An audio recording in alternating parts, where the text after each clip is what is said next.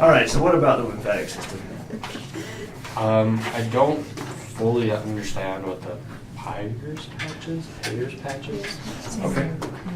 He went over those really fast. Yeah, and so I have a brief definition, but I just don't understand. Okay. And maybe it's not important to him. No, I mean, I guess it doesn't really have a lot of explanation, but, so do you know what the MALT is? The mucosa-associated lymphoid tissue. So like basically what the tonsils are. Yeah. Peyer's patches are just like tonsils in the small intestine. Same concept, they work the same idea, same type of tissue. They're just located in the small intestine instead. And what exactly is their function that in? So if we were to take, so in our lymph nodes,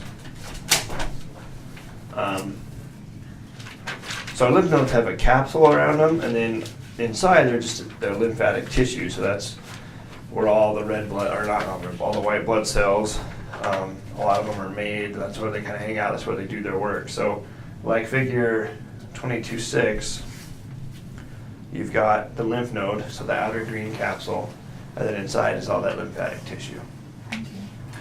MALT is just like taking, I mean, this looks kind of like a grapefruit to me. As weird as that sounds. Just like taking a spoon and scooping out some of that lymphatic tissue and sticking it in your tonsils. Okay. So the lymph nodes, I mean, they're connected to all these lymphatic ducts that, runs the fluid through there. Well, all we're doing is taking that tissue and just sticking it at the different openings to our body, so that as things pass through, it's kind of like putting guards at the front gate kind of thing. The filters? So the lymph nodes themselves are going to do a lot more filtering. The tonsils aren't necessarily going to filter everything, but as things pass by them, they'll get activated if there's bacteria or whatnot. So not quite filtering, but kind of. Oh, the tonsils activate bacteria? Well, the tonsils are going to attack the bacteria. Attack. Because they have the same lymphatic tissue with the B cells and the T cells and the other white blood cells, just like the lymph nodes do. So they're basically just putting lymphatic tissue where it needs to go in the body. Mm-hmm. Well, Ray described it as like guard stations. Right? Yeah. The whole Yeah. B cells and T cells. Yeah, they're not connected to the ducts, so they're not directly connected to the rest of the system, but they work the same way. And that was malt. So the tonsils and the Peyer's patches are an example of that. Two examples of that. So how is it that we can function having our tonsils removed?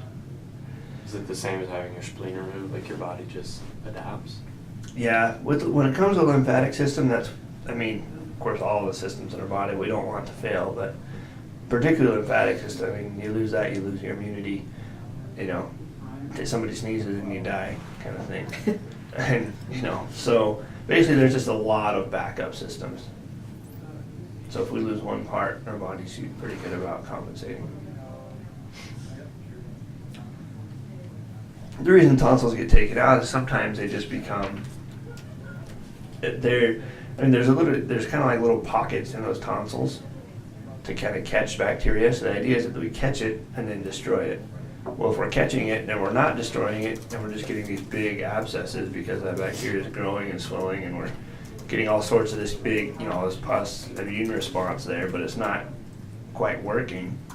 And they're just swollen and inflamed, and you're sick all the time, and it's doing more harm than good. So you just take them out.